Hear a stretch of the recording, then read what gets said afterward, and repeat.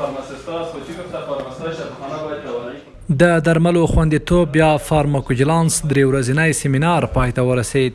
د افغانستان د خوړو او درملو ملي ادارې په هڅو د مرکز یو شمېر ثالثي یا تخصصي روغتونونو لپاره د درملو خوندیتوب یا فارماکوجلانس په اړه درې ورځنی سیمینار چې د روانې اونۍ د دوشنبې په ورځ پیل شوی و نن پای ته ورسید.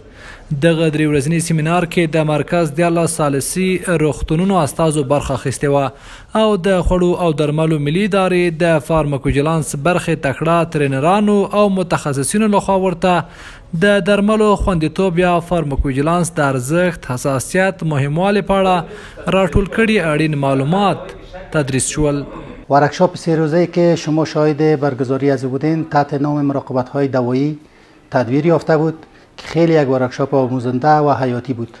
این ورکشاپ برای افراد کلیدی شفاخانه‌های مرکز که شامل 13 شفاخانه بودند در این محل تدبیر یافته بود. په ورته وخت کې د افغانستان د خوړو او درملو ملي ادارې عمومي رئیس ډاکټر عبدالباري عمر د خوړو ترڅنګ د درملو په خوندیتوب ټینګار کوي او زیاتوي چې د عامې روغتیا وزارت اړوند ټولو روغتونونو ته به ورته علمي سیمینارونه دایر کړي ترڅو د درملو خوندیتوب یا فارماکوجلانس برخه مسلکي شي. هغه دوستان چې د عامې روغتیا د وزارت په اړوندو روغتونونو کې دي هغوی ته لاره نه ده پیدا شوې چې ټول دلته راشي. کوم بقایا چې پاتې دي هغوی ته په راتلونکي سیمینار کې انشاءالله موږ د سیمینار دا ترتیب برابرو او ټریننګ به ورکول کیږي. همداسې به دا سلسله دوام لري او دا به تر هغه وخته پورې دوام پیدا کوي چې تر څو پورې موږ او ستاسو دغه برخه پوره مسلکي سي.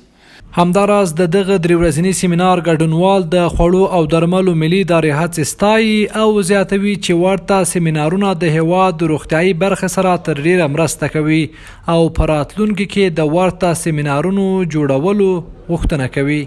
ما در این ورکشاپ 3 روزه که داشتیم ما زیاد چیزا را آموختیم درباره خطرات دوا، درباره کمپانی ها که کدام دواها را وارد میکنن و کدام دواها باید جواز داشته باشه و کدام دواها باید در بازار عرضه شود. این سمیناری که فوق‌العاده آموزنده بود، خصوصا در مورد کارمندان صحی در بخشی که باشند، به خاطر از اینکه ما از عوارض ناخواسته دوایی را ما تشخیص کرده بتانیم. د یادولو وړ ده چې د خوړو او درملو ملي ادارې په هڅو 22 دولتي 11 خصوصي 15 ولایتي او 4 حوزوي روغتونونه د فارماکوجلانس سیستم تر پوښښ لاندې راوستي دي.